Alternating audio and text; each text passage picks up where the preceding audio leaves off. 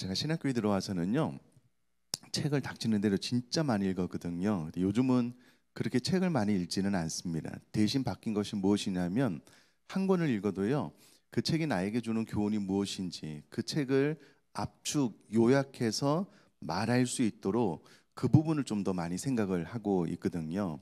자, 그렇다면 이렇게 해볼까요?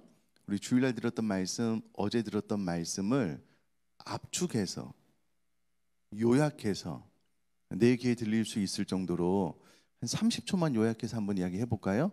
진짜 다른 사람 말고요, 내 귀에 들릴 정도로 주일 오전 말씀부터 어제 말씀까지 한번 해보겠습니다. 시작. 네, 여호수아가 임종전에 출애굽 2세대에게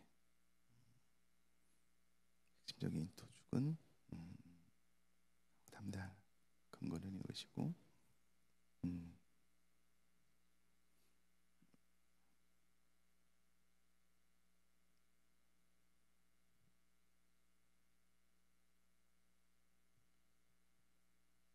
제가 보니까 주기도문에 오신 분이 두 분 계시는데 네. 자, 조금만 정리를 해 보면은요, 여호수아가 임종 전에 출애굽 2세대에게 두 가지 교훈을 핵심적으로 주기 위해서 이제 여호수아를 기록을 했는데, 하나는 언약을 신실하게 이루시는 하나님, 또 죄에 대해서 공의롭게 심판하시는 하나님을 알게 하기 위해서 이 여호수아 성경을 기록을 했고요. 언약을 이루시는 신실하신 하나님을 이야기할 때에 이것은 600년 전에 아브라함에게 이미 주신 약속의 성취이기 때문에 이스라엘 백성들이 힘, 노력, 능력에 의해서 얻은 땅이 아니다. 이것이 이스라엘 백성들로 하여금 강한 마음과 담대한 믿음을 가질 수 있는 근거가 된다. 그리고 두 번째 근거는 하나님이 함께 하심. 그러므로 우리가 주님 안에 거할 때에 우리 안에 강하고 담대한 믿음이 우리 안에서 이렇게 솟아날 수 있는 그 근거가 된다. 주님 안에 거하는 삶을 살아야 된다. 그럼 가나안 전쟁에 대한 핵심이 무엇이냐라고 했을 때에 우리가 오해하지 말아야 될 것들, 가나안 땅에 선한 사람들이 사는데 하나님께서 이스라엘 백성을 불러서 심판하고 죽인 것이 아니라 그 땅에 죄가 관영했기 때문에 이스라엘 백성을 들어서 심판한 것이기 때문에 가나안 전쟁의 핵심은 이 율법을 주야로 묵상하는 것. 그래서 그 땅에 들어가서 하나님 나라가 임하게 하는 것, 하나님의 통치가 임하게 하는 것, 그냥 막 땅을 정복하고 막 재산이 늘어나고 그 이야기가 아니고요. 이 하나님의 말씀을 가지고 들어가서 그 땅에 있는 죄악을 다 몰아내고 말씀대로 사는 하나님 나라가 실현되는 것, 이것이 이제 여호수아 성경의 핵심 내용입니다. 특별히 어제는 주일날과 더불어서 우리가 강한 마음, 담대한 믿음을 가질 수 있는 근거가 언약을 이루시는 하나님의 신실함, 그리고 우리가 그분 안에 거할 때에 우리가 강한 마음, 담대한 믿음을 가질 수 있다라는 것을 말씀드렸고요. 오늘은 강한 마음, 담대한 믿음, 계속해서 이제 이 설교 제목으로 나아가면서 이게 이렇게 되는 거구나라는 것을 이 정탐꾼 사건을 통해서 설명을 드림으로 다시 한번 강한 마음, 담대한 마음이 우리 안에 머물 수 있도록 했으면 좋겠고요. 우리 모두가 다 경험해서 아시겠지만 결국은 우리들의 인생 삶은요, 마음이 하는 것 같아요. 우리가 마음이 그 부분에 쏟아지면 아무리 어렵고 힘들어도 하게 되어져 있습니다. 여러분, 이 찬양팀 앞에 서려면 아침에 일어나서 부시시 일어나서 세수만 하고 나올 수 없잖아요. 그러셨나요? 네. 더 일찍 나와서 또 이렇게 단장도 하고 나와야 되잖아요. 마음이 있으면 하게 되어져 있습니다. 마찬가지로 강한 마음, 담대한 믿음이 있으면 삶을 힘있게 살아갈 수 있게 되거든요. 그 마음, 담대한 믿음을 갖는 것이 중요한데, 오늘 본문은 그 부분에 대해서 다시 한번 그 기초 작업을 잘 해주고 있는 것을 볼 수가 있습니다. 자, 오늘 이 말씀은요, 여호수아가 시딤에서 두 사람을 정탐꾼으로 보내는 사건에 대한 이야기가 있습니다. 자, 여호수아 입장에서 이것이 정말 중요한 것이 무엇이냐면 40년 전에 그는 가데스 바네아에서 모세가 보낸 12명의 정탐꾼 가운데 한 명으로 가나안 땅을 정탐했던 사람입니다. 그런데 40일 동안 12명이 정탐을 잘 하고 난 다음에 돌아와서 보고를 잘못을 했더니, 그것도 10명이 믿음이 없는 보고를 했더니 이스라엘 백성들 전체에 불신이 싹트게 된 거예요. 그래서 결국은 20세 이상 싸매 나갈 자들이 광야에서 40년 동안 다 죽게 된 거예요. 그러므로 여호수아 입장에서는 정탐꾼을 보낸다라는 것이 얼마나 중요한지, 그들의 보고가 이스라엘 민족 전체에게 미칠 영향이 얼마나 클지 그가 경험해 봐서 알고 있는 사항이거든요. 이게 엉뚱한 정탐꾼을 보내서 이들이 돌아서 또 불신의 말을 하면 더 큰일 날 판인 거예요. 그래서 여호수아가 어떻게 했냐면은요, 이게 원어 성경에는 잘 나와 있는데 우리 한글 성경에는 좀 잘 나와 있지 않은데, 개역 한글 성경에는 여호수아 2장 1절이 두 사람을 가만히 보내며라고 기록이 되어져 있는데요. 원어로 보면 이 가만히라는 단어가 조용히 비밀리에라는 의미를 가진 부사인데, 이 말이 의미하는 바는 정탐꾼을 보낼 때에 여호수아와 두 명의 정탐꾼 외에는 아무도 몰랐다는 거예요. 아무도 모르게. 그러니까 여호수아랑 두 명의 정탐꾼만 너희들이 정탐을 하고 와, 이렇게 해서 두 명이 출발을 하게 되었다라는 거예요. 이스라엘 민족들도 모르는 정탐꾼이었습니다. 자, 그리고 또 여호수아 입장에서는 본인이 40년 전에 가데스 바네아에서 그 지파의 대표로 갔기 때문에 여호수아도 정탐꾼이 얼마나 중요한지 알기 때문에 진짜 탁월한 두 명을 뽑아서 보냈을 것 아니겠냐고요. 이 상식선에서 맞는 이야기잖아요. 그래서 야, 잘 들으라. 너희들이 그 땅을 가서 정탐을 하고 와야 되는데 이 일은 나와 너희들밖에 모르는 일이다. 절대 이스라엘 민족에게도 이와 같은 비밀을 누설하지 말고 그 땅을 잘 정탐하고 돌아와서 보고해라. 이렇게 해서 두 명의 정탐꾼이 출발을 했습니다. 자, 그런데 아이러니가 무엇이냐면요, 들어가자마자 발각됐어요. 들어가자마자 발각이 되었습니다. 자, 그 스토리가 이제 오늘 본문에 잘 나와 있는데요. 일단 이 이야기를 듣고 그들이 가서 라합이라는 기생의 집에 들어가 거기서 유숙을 하게 됩니다. 일단 기생의 집은요, 몸을 파는 여인입니다. 오늘날로 이야기를 하자면 그냥 여인수가 같은 곳인데 그곳에서 성매매가 있는 거예요. 그런데 왜 이 정탐꾼이 여기에 들어가서 머물게 되었냐면, 성내에 다른 집에 들어가서 잘 수는 없잖아요. 길거리에서 잘 수도 없고 발각이 되니까. 그래서 여인숙처럼 이렇게 머물 수 있는 집에 들어가는데, 그곳에서 성매매도 일어나는 곳이기 때문에 성매매를 하러 들어간 것은 아니에요. 그러니까 도덕과 윤리적으로 잘못된 판단은 아닙니다. 그리고 그와 같은 곳에 있어야지만 여러 사람들이 머물면서 그 땅에 대한 정보를 들을 수 있기 때문에 기생의 머무는 기생의 집에 들어가서 유숙했다라고 기록을 하고 있습니다. 그런데 2절에 보니까는요, 어떤 사람이 여리고 왕에게 말하여 이르되 보소서. 들어가자마자 발각이 된 거예요. 그럼 가만히 생각을 해보면은요, 40년 전에는 12명이 그 땅에 들어가서 40일 동안 정탐하고 나왔는데 발각되지 않았습니다. 심지어는 그 땅에는 과일까지 막 메고 왔거든요. 그러니까 얼마나 탁월한 정탐꾼들이었어요. 그런데 12명도 아니에요. 2명이 여호수아와 그 둘밖에 모르는 정탐꾼을 파송했는데 들어가자마자 발각이 된 거예요. 물론 지금 요단 동편에 있는 아모리의 왕들을 이스라엘 백성들이 격파했기 때문에 아마도 많이 긴장했을 거예요. 더 보안을 강화하고 또 정탐꾼을 파송할 수도 있으니까 잘 유심히 보았을 것 같아요. 그러나 여러분, 오늘날 우리가 007 뭐 이런 첩보 영화 보면은요, 적도 상대방이 비밀 요원이라는 걸 알아요. 또 비밀 요원도 적이 자신의 정체를 알고 있다는 걸 알아요.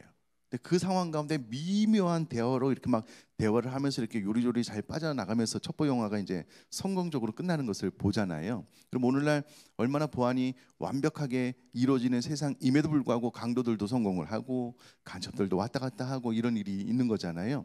암만 보안을 철저히 해도 정말 탁월했다면 발각되지 않고 그 땅을 잘 정탐하고 왔을 텐데, 뒤집어 이야기하면 너무나도 어설픈 거예요. 들어가자마자 발각이 된 겁니다. 어떤 사람이 여리고 왕에게 말하여서 이 밤에 이스라엘 자손 중에 몇 사람이 이 땅을 정탐하러 왔다라고 보고를 했을 뿐만 아니라, 이 보고를 듣고 3절에 여리고 왕이 라합에게 사람을 보내어 이르되라고 이야기를 한 것을 통해서 정탐꾼이 들어와서 라합의 집에 들어간 것을 정확하게 보고 여리고 왕에게 보고를 한 거예요. 그러니까 아예 그냥 대놓고 나 정탐꾼으로 왔습니다, 그 수준이에요. 그 수준. 누군가 들어오긴 들어왔는데 어디 있는지는 모르겠습니다. 이것도 아니고요. 정확하게 그 정탐꾼들이 들어와서 라합의 집에 있습니다. 이게 왕의 귀에 바로 다이렉트로 보고가 되었다라고 오늘 성경이 이야기를 하고 있는 겁니다. 그런데 4절에 이 여인이 그 두 사람을 숨긴 거예요. 자, 그러면 이 정탐꾼의 생명이 누구 손에 지금 달려 있게 되냐면 그들의 능력, 그들의 실력, 이것은 이미 다 요즘 말로 뽀롱이 났다라고 해야 되나요? 너무 허접한 정탐꾼인 거예요. 들어가자마자 잡히고 본인의 생명, 그 담보를 누가 가지고 있냐면 그것도 기생 라합이 지고 있는 거예요. 정탐꾼은 너무 어설픈데 다행히 기생 라합이 너무 지혜로운 거예요. 거짓말을 너무 유창하게 잘 한 거예요.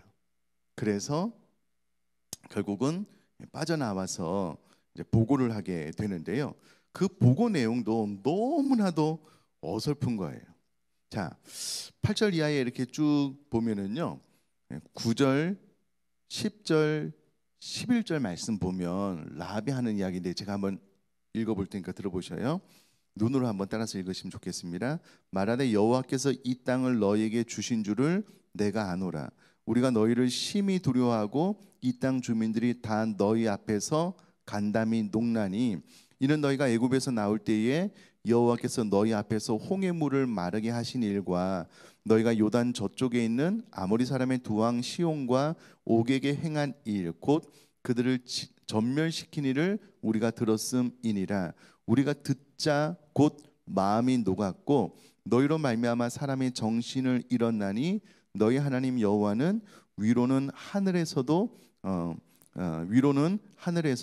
아래로는 땅에서도 하나님이시니라. 이제 이런 이야기를 기생 라합에게 들어요.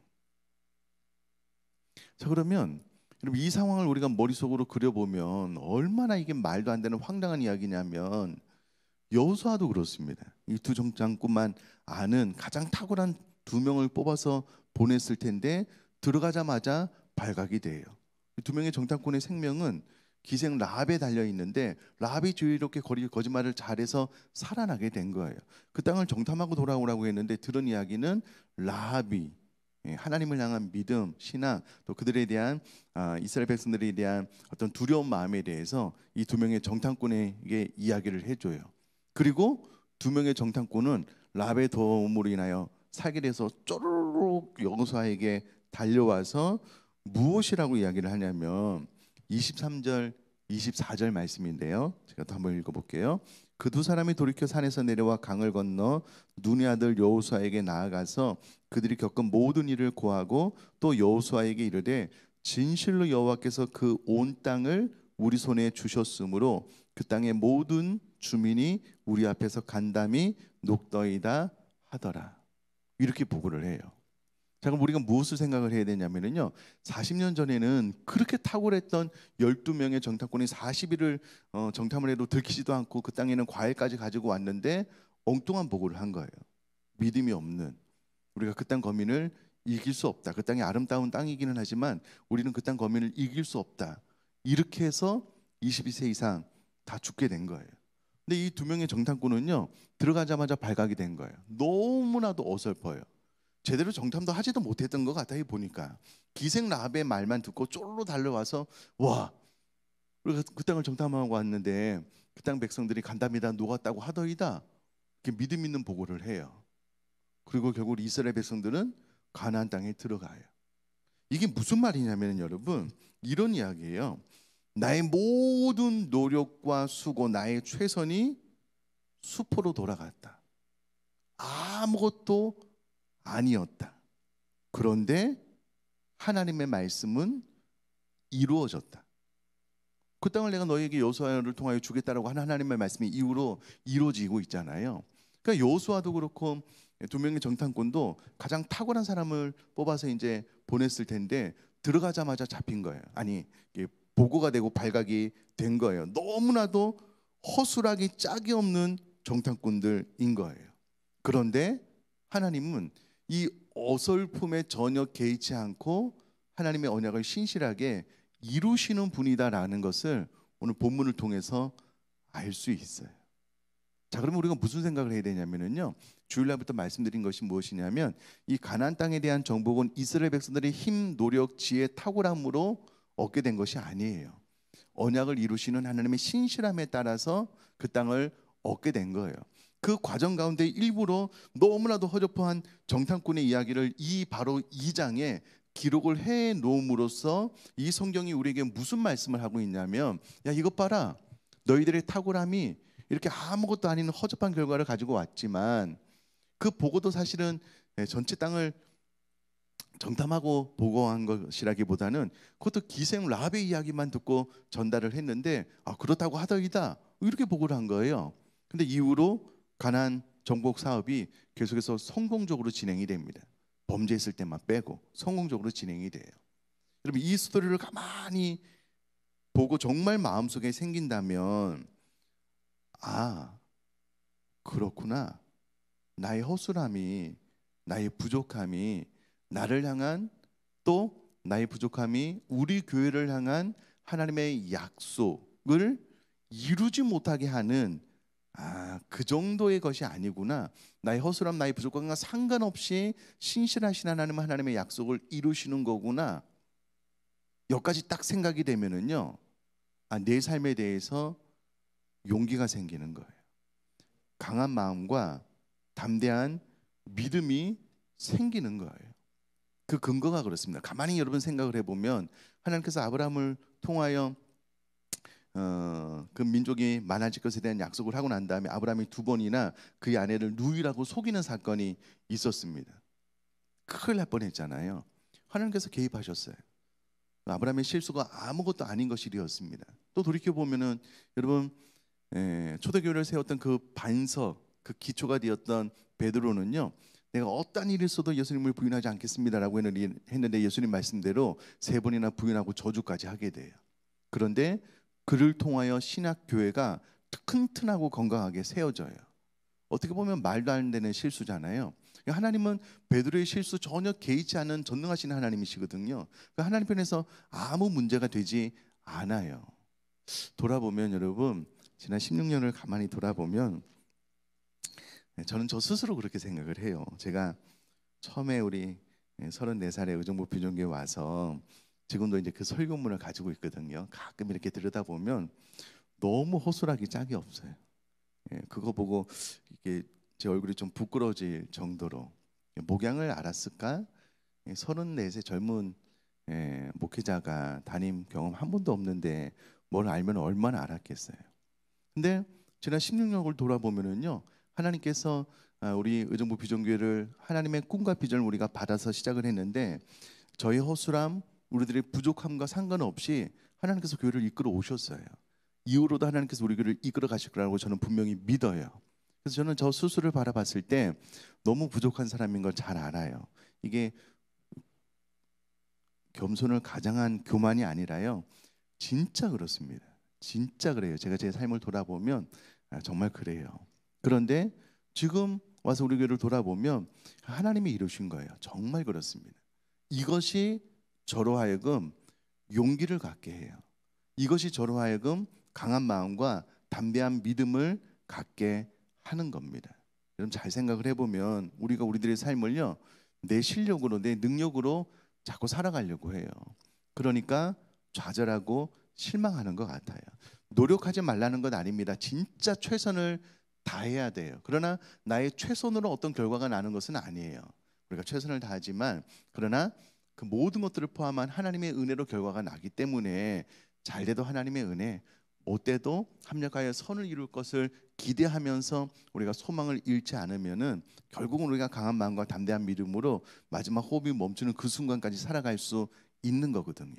여러분, 오늘 여호수아 2장 이 사건을 기억하면서 너무나도 허술하고 너무나도 어설픈 2명의 정탐꾼이었지만, 그러나 그로 인하여 하나님의 뜻이 이루어지는데 전혀 방해가 되거나 거침이 되지 않았던 것을 기억하면서, 나의 삶도 내 자녀들의 삶도 그렇겠구나, 신실한 그 하나님을 더욱더 의지하고 내 마음속에 언제 어느 때나 강한 마음과 담대한 믿음을 가지고 살아가면 되겠다라는 확신 가운데 살아나갈 수 있는 저와 여러분 될 수 있기를 주님의 이름으로 축복합니다.